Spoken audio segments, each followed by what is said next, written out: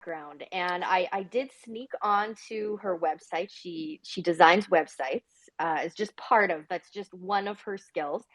But it's so impressive, Greg. I mean, your website is one of them, but let's just talk about how Wendy spends her day and everything that she does and is capable of doing. Wow. Well, thank you for those compliments on the website. And at the beginning, when you were, mentioning Greg's website and how you love it, and it's amazing that that site has been around since 2015 with additions to it, but no revamps. It kind of stands the test of time as far as websites when they're, properly designed in the beginning. They can have longevity like that. It was part of, I think, Greg's vision too. Obviously, I had his vision of it wanting to be, very journalistic and clean. And I think those things have helped it still today be, the site it can be. We've rearranged some things from time to time, but I still I still look back at it and think, dang, that was a good website I, I designed. But, yeah, I don't do as much web development anymore. I've done so much in the digital marketing space, and in my bio, I maybe kind of mentioned a little bit about the background and how I got into digital marketing, which is really once I got down here to the States and was able to work. It was what am I going to do? I really hadn't touched a computer before about 2003, 2004. I was busy being a mom at that point and got down here, and Ralph had a computer business, software development business. And I had a lot of time on my hands. So, with some of his help and just my doggedness to learn something, I taught myself web development. My background, way back, like I tell people in my former life, is actually interior design. So in Montreal, that's what I was schooled for, and worked in that industry in commercial interior design for about 10 years before I decided that, I was going to have kids and that was going to be my next career. So went from, a very creative background in interior design to being a mom to getting down here and gravitating towards web design, which was very satisfying from a creative point of view, but really challenging when, I couldn't even copy and paste, a few years previous to that. So learned a lot and started actually working with a lady here in Raleigh who was getting a fundraising company off the ground, and needed some help with that. And as that progressed along and things started to go sideways, we lost some of our IT people, and all of a sudden I became the person who had to learn the back end of the software of the company and a whole lot of things about databases. So I kind of expanded my technical knowledge of the back end of websites with that experience.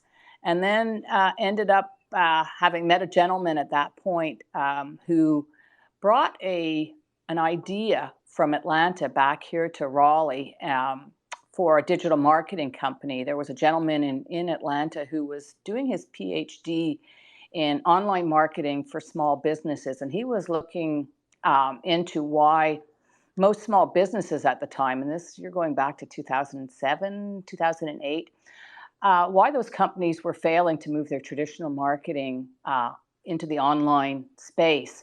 And he wrote his thesis on that. Jeff, who ended up being my business partner and still is, came back to Raleigh with it and saw that he could turn it into a business and we could actually make money helping businesses do a better job of marketing online. And there was a lot of training we would do with those early clients. So I was in charge of training and teaching them what online presence was. It's more than just your website and maybe a Facebook page. It was everywhere where your business is found online. That's part of your online presence, and you have to be in control of it. And that back then, most businesses didn't see the importance of it, didn't have the foresight to see how important being in control of all of those online assets and being connected to your audience was going to be. But we knew from the research that that was going to be key in technology in a market that was just going to accelerate online. My business partner Jeff came from the wireless business, so a communications background, and he understood what the mobile device was going to do, how it was going to revolutionize how people lived their lives, how they purchased, how they made decisions, and it just fed into this thesis, this PhD that Dr. Ruther was doing. So we started a business based on building strong foundations for businesses online, and it proved itself over and over to the point where after maybe about 4 years of convincing business owners that they needed to do this, they actually started to raise their hand and say, we need help. We need to be online. And it leveled the playing ground between, the big companies who had all the money behind them to have these awesome online presences where these smaller businesses could compete in that market. So it really leveled the playing field. So there was creativity, there was sales, there was technology, there was communication. Everything kind of got rolled into one, and we started running this business. And again, learned everything from the ground up, not just about digital marketing, but about what it takes to actually run a business. How do you grow a business? We always said, working on the business and in the business are two different things, and that's usually the downfall is people are working in their business and not on their business until the business starts to dry up, and you need to go out and find more business. So we grew the company. Obviously, there's ups and downs to having a company, and we got it to a certain level, and actually we ended up being acquired at the end of last year. So we were acquired by a larger digital marketing agency that's actually out of Chapel Hill here in North Carolina, called Rethink. So it was a great acquisition for us. All of our team came over. Our company, which is Boss Digital, actually still exists. So we still maintain, all of our clients and our name, but we're part of a much larger digital marketing agency that really has a strong background in e-commerce. We do a lot of Amazon and Shopify. We have our whole team of Amazon. They're actually down in Colombia, South America, which is really cool to be able to get on calls with all these people with neat accents who, are in another country. We have a web team that's over in India.